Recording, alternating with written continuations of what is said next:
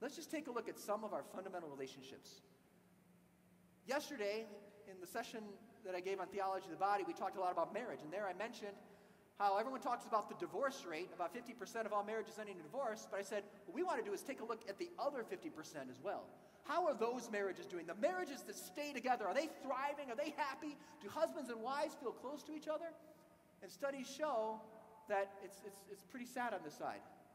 Only about 12% of all couples that are married feel close together. We have lost the art of living.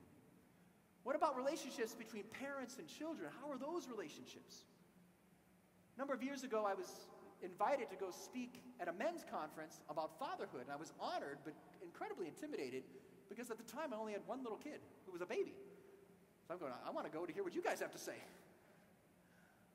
But what I did was, in preparation for that presentation, I went to my college students at the college, and I asked them a simple question, an anonymous survey, because they are men and women who had been fathered. And I asked them two questions. I said, first of all, tell me, what are some things you really appreciate about your dad? And then flip over the page, and on the back, tell me some things you really wish your dad might have done better.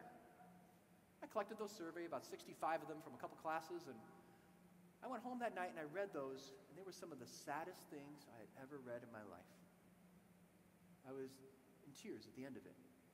Only about 5 of the 65 students said something like, my dad's my hero, he was always a part of my life, he went to every game. But the overwhelming majority were train wrecks.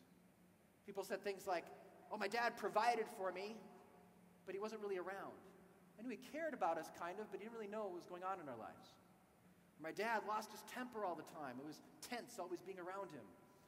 Or my dad was emotionally distant. He never really knew what was going on inside me. I remember a number of students said this. This was surprising. They said, I wish my dad disciplined me more.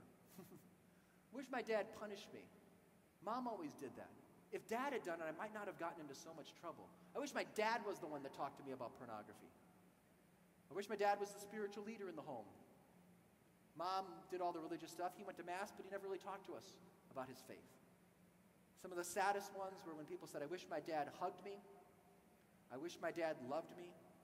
I wish my dad talked to me. One student wrote, my dad always says, I love you, but that's all he does. He doesn't have any idea what's in my heart. Simply saying I love you is not enough. And then in all capital letters, it is not, exclamation point, line, line, line.